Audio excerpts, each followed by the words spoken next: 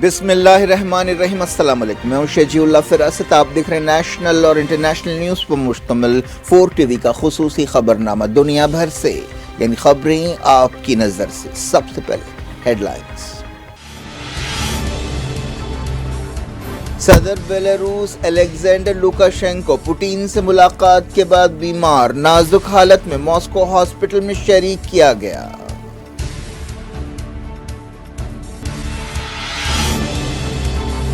کیف پر Russian میزائلوں کی بارش، Moscow نے کہا اناج ڈیل کی شرطیں پوری نہیں کی گئیں تو سمجھوتا توڑ دیں گے۔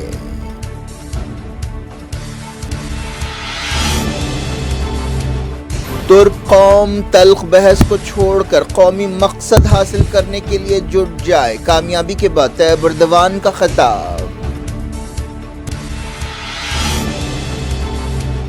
اردوان کو کئی عالمی لیڈرز کی مبارکباد، سویڈن نے کہا نیٹو رکنیت پر بات چیت کریں گے۔ ترکی میں حقیقی جمہوریت قائم ہونے تک لڑتے رہیں گے، الیکشنز انفیئر تھے، کمال کلچ داروغلو کا خطاب۔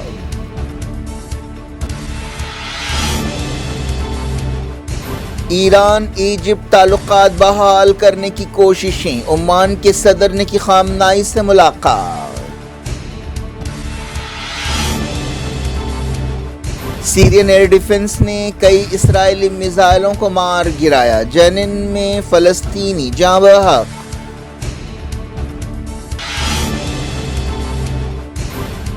امت شاہ منی پور پہنچے، ریاست میں امن بحال کرنے کی کوششیں، 4 دن عہدیداروں سے بات چیت کریں گے۔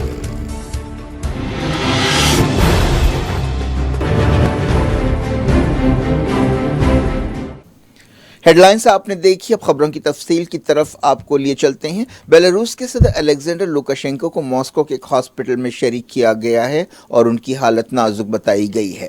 بیلاروس کے ایک اہم اپوزیشن لیڈر نے یہ بات بتائی اور انہوں نے کہا کہ رشین صدر ولادیمیر پوٹین سے ملاقات کے بعد صدر کی طبیعت بگڑ گئی۔ لوکاشینکو کے مخالف امیدوار اور سابق صدارتی امیدوار ویلری ستکالو نے بتایا کہ انہیں اور زیادہ معلومات حاصل نہیں ہیں۔ الیگزینڈر لوکاشینکو پوٹین کے قریبی اتحادی ہیں۔ اس دوران ایسے شبہات بعض گوشوں کی طرف سے ظاہر کیے جا رہے ہیں کہ لوکاشینکو کو زہر دیا گیا ہے، لیکن سرکاری طور پر اس بارے میں کچھ نہیں کہا گیا۔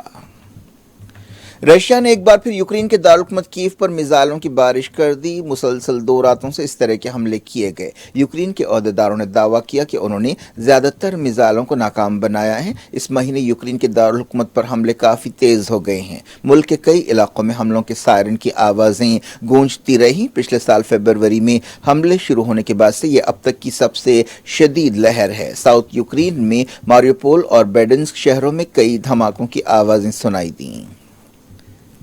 اس سے پہلے بیلاروس کے صدر نے کہا کہ وہ نیوکلیئر ہتھیاروں کی تعیناتی کے معاملے میں رشیا کے ساتھ تعاون کریں گے۔ رشیا کے وزیر خارجہ سرجی لاوروف نے کہا ہے کہ اگر اناج کی ڈیل میں ماسکو کی شرطیں پوری نہیں کی گئیں تو یہ ڈیل کارکرد نہیں رہے گی۔ کینیا میں میڈیا سے بات چیت کرتے ہوئے سرجی لاوروف نے یہ بات کہی۔ انہوں نے کہا کہ ایکسپورٹ ہونے والے اناج میں سے 3% سے بھی کم اناج غریب ترین ملکوں کو پہنچ رہا ہے اور رشیا کی شرطیں پوری نہیں کی جا رہی ہیں۔ سویڈن کے وزیر خارجہ نے کہا کہ وہ ترک وزیر خارجہ کے ساتھ اپنے ملک کی نیٹو رکنیت کے بارے میں بات چیت کریں گے۔ انہوں نے کہا کہ صدر طیب اردوان کی کامیابی پر مبارکباد دینے کے لیے انہوں نے وزیر خارجہ میولوت کاووسوگلو سے رابطہ کیا۔ انہوں نے فوری جواب دیا، ہم نیٹو کے سوال پر بھی بات چیت کریں گے۔ ترکی نے فن لینڈ کی نیٹو رکنیت کو منظوری دی ہے، لیکن صدر طیب اردوان نے کہا کہ سویڈن نے اب تک ترکی کے مطالبات پورے نہیں کیے ہیں۔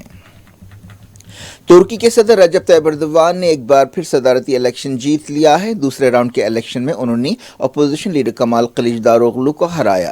سپریم الیکشن کونسل نے اعلان کیا کہ اردوان نے 52% اور کمال نے 48% ووٹ حاصل کیے۔ انقرہ میں صدارتی محل کے باہر اپنے حامیوں سے خطاب کرتے ہوئے اردوان نے کہا کہ اب وقت آ گیا ہے کہ تمام بحث مباحثوں کو پیچھے چھوڑ دیا جائے اور ہمارے قومی مقصد اور خواب پورا کرنے کے لیے اتحاد پیدا کیا جائے۔ اردوان نے کہا کہ حکومت مہنگائی کم کرنے اور زلزلے سے پہنچنے والے زخموں کو بھرنے پر توجہ دے گی۔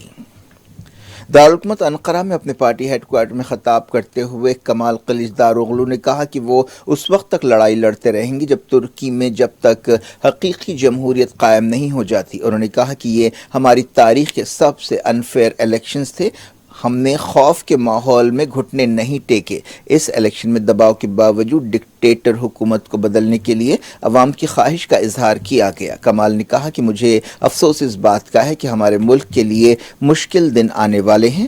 رشیا، قطر، لیبیا، الجیریا، ہنگری، ایران، فلسطین اور دوسرے ملکوں کے لیڈرز نے طیب اردوان کو مبارکباد دی ہے۔ رشیا کے صدر ولادیمیر پوٹن نے کہا کہ یہ الیکشنز اس بات کا ثبوت ہیں کہ ترکی کے عوام ریاستی خود مختاری مضبوط کرنے اور آزاد خارجہ پالیسی پر عمل کرنے کی کوششوں کی تائید کرتے ہیں۔ امریکی صدر جو بائیڈن نے بھی طیب اردوان کو مبارکباد دی۔ ایک ٹویٹ میں انہوں نے کہا کہ وہ نیٹو اتحادیوں کے طور پر مل کر کام کرنے کے لیے تیار ہیں۔ استنبول کے تقسیم اسکوائر پر اردوان کے حامی جمع ہوئے، وہ اللہ اکبر اور طیب اردوان کے نعرے لگا رہے تھے۔ استنبول میں جسٹس اینڈ ڈیولپمنٹ پارٹی کے ہیڈ کوارٹر پر سینکڑوں لوگ جمع ہوئے اور جشن منایا۔ ترکی میں 14 مئی کو پہلے مرحلے کا الیکشن ہوا تھا جس میں کوئی بھی امیدوار 50% ووٹ حاصل نہیں کر سکا تھا، اسی لیے ٹاپ 2 امیدواروں کے درمیان دوسرے راؤنڈ کا مقابلہ ہوا۔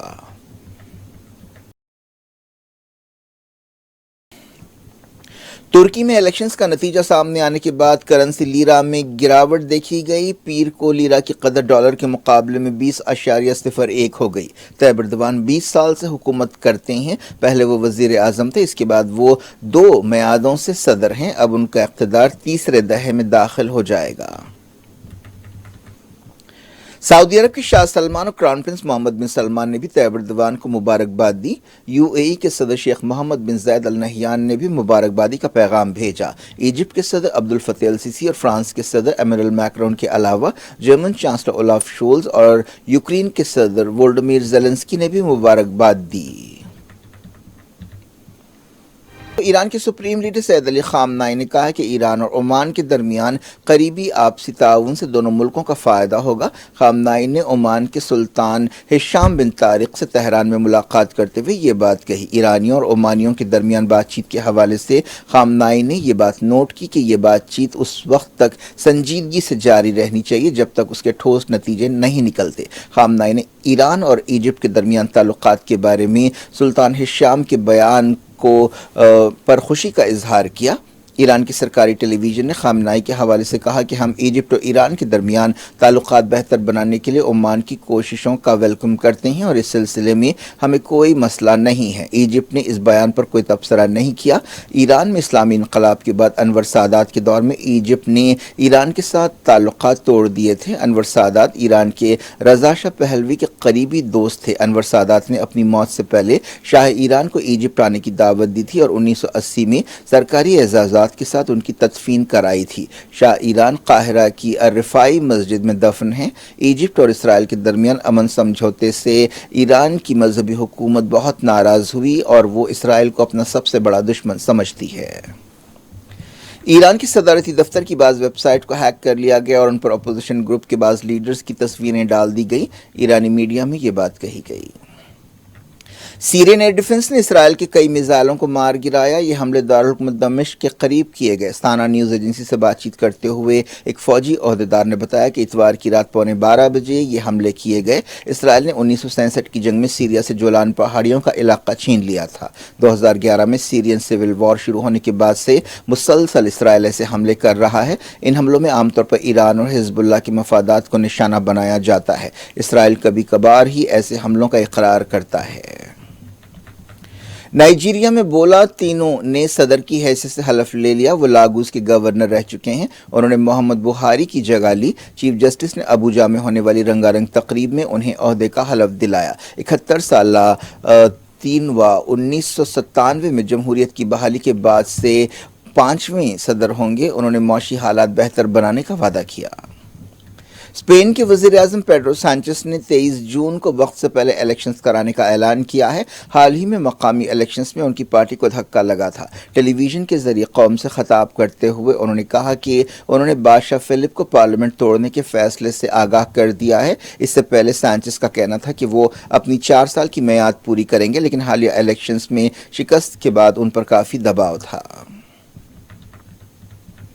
افغانستان اور ایران کے درمیان حالیہ دنوں میں کافی تناؤ پیدا ہو گیا ہے۔ ایک سرحدی چوکی کے قریب فائرنگ کے تبادلے میں کم سے کم 3 لوگ مارے گئے ہیں اور کئی زخمی ہوئے ہیں۔ دونوں پڑوسیوں کے درمیان پانی کے مسئلے پر تناؤ پایا جاتا ہے۔ افغانستان کے ہیلمند سے ایک ندی ایران میں بہتی ہے۔ افغانستان نے بجلی اور زرعی سرگرمیوں کے لیے ڈیم بنانے کا فیصلہ کیا ہے، جس سے ایران خوش نہیں ہے۔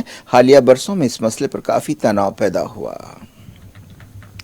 امریکہ اور سعودی عرب نے کہا ہے کہ سوڈان جنگ کے فریقوں کی طرف سے سیز فائر کی خلاف ورزیوں کے نتیجے میں امداد کی سپلائی متاثر ہو رہی ہے۔ دونوں فریقوں نے کہا ہے کہ وہ انسانی مدد پہنچانے میں سہولت پیدا کرنے کے پابند ہیں، لیکن ان کی خلاف ورزیاں ایسی کوششوں میں رکاوٹ بن رہی ہیں۔ اب تک فوج اور ریپڈ سپورٹ فورسز کے درمیان جنگ بندی کے کئی سمجھوتے ہوئے، لیکن ہر بار ایسے سمجھوتے ٹوٹ گئے۔ مغربی کنارے کے جنین میں اسرائیلی فوج کی فائرنگ سے ایک فلسطینی نوجوان جاں بحق ہو گیا۔ فلسطین انفارمیشن سینٹر نے یہ بات بتائی۔ اس نوجوان کی پہچان 37 سالہ اشرف محمد امین ابراہیم کی حیثیت سے کی گئی۔ ان کے پیٹ اور سینے میں کئی گولیاں ماری گئی۔ یہ واقعہ آدھی رات کے وقت اسرائیلی فوج کے دھاوے کے دوران پیش آیا۔ پاکستان کے عہدیداروں نے سابق وزیر اعظم عمران خان کا نام ECL میں شامل کر دیا ہے۔ اینٹی کرپشن ادارے نیب کی سفارش پر یہ قدم اٹھایا گیا۔ ان کی بیوی بشرا بی بی کا نام بھی نیب کی ایگزٹ کنٹرول لسٹ میں شامل کیا گیا ہے۔ لوٹتے ہیں انڈیا۔ مرکزی وزیر داخلہ امت شاہ منی پور کی صورتحال کا جائزہ لینے کے لیے نارتھ ایسٹ کی ریاست پہنچ گئے ہیں۔ یہ دورہ 4 دن کا ہوگا۔ وہ سیکیورٹی عہدیداروں کے ساتھ کئی راؤنڈز کی بات چیت کریں گے۔ منی پور میں پچھلے 1 مہینے سے نسلی تناؤ پایا جاتا ہے۔ میٹی طبقے کو ST درجہ دینے کے سوال پر قبائلیوں کے جلوس کے دوران 3 مئی کو جھڑپیں شروع ہوئی تھیں۔ ان واقعات میں اب تک 100 سے زیادہ لوگوں کی موت ہوئی ہے۔ عہدیداروں نے بتایا کہ امت شاہ ریاست میں امن بحال کرنے کے لیے ایک منصوبے پر کام کر رہے ہیں۔ دہلی کے روہنی علاقے میں ایک دل دہلا دینے والا واقعہ پیش آیا ہے۔ ایک شخص نے ایک لڑکی کو 22 مرتبہ چاقو گھونپا اور اس پر پتھر کے ایک سلیب سے حملہ کیا۔ یہ واقعہ کیمرے میں قید ہو گیا۔ 16 سالہ لڑکی بے حس و حرکت ہو چکی تھی، لیکن اس کے باوجود اس جنونی شخص نے اس پر حملے جاری رکھے۔ اس نوجوان کی پہچان ساحل کی حیثیت سے کی گئی ہے، جو ایک AC ٹیکنیشین بتایا گیا ہے۔ اسے اتر پردیش کے بلند شہر سے گرفتار کیا گیا۔ پولیس نے بتایا کہ ان دونوں کے درمیان 1 دن پہلے جھگڑا ہوا تھا۔ لڑکی کے ماں باپ نے اسے سزائے موت دینے کا مطالبہ کیا ہے اور کہا ہے کہ وہ اس نوجوان کو نہیں جانتے۔ دہلی کے چیف منسٹر اروند کیجریوال نے اس واقعے کی مذمت کی ہے اور اس واقعے کے بعد لا اینڈ آرڈر کی صورتحال کے حوالے سے لیفٹیننٹ گورنر پر تنقید کی ہے۔ حملہ آور کی عمر 20 سال بتائی گئی ہے۔ کیا کچھ ہو رہا ہے آپ کی دنیا میں؟ آخر میں ہیڈ لائنز دنیا بھر سے ایک بار پھر دیکھتے ہیں۔ صدر بیلاروس الیگزینڈر لوکاشینکو پوٹین سے ملاقات کے بعد بیمار، نازک حالت میں ماسکو ہاسپٹل میں شریک کیا گیا۔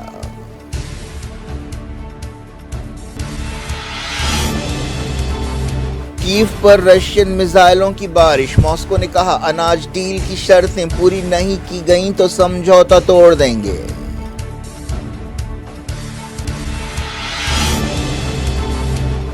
ترک قوم تلخ بحث کو چھوڑ کر قومی مقصد حاصل کرنے کے لیے جٹ جائے، کامیابی کے بعد طیب اردوان کا خطاب۔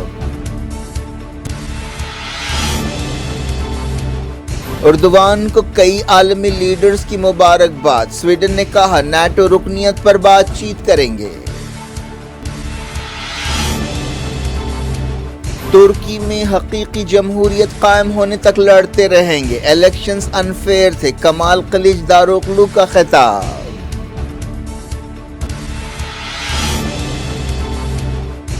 ایران ایجپٹ تعلقات بحال کرنے کی کوششیں، عمان کے صدر نے کی خامنائی سے ملاقات۔ سیرین ایئر ڈیفنس نے کئی اسرائیلی میزائلوں کو مار گرایا، جنین میں فلسطینی جاں بحق۔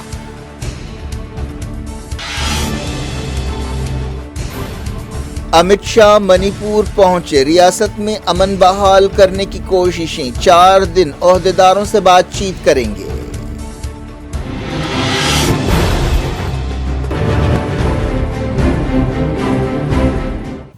یہ تھی آج کی خبریں۔ شجول افراست کو دیں اجازت اور اپنا بے حد خیال رکھیں۔ اللہ حافظ۔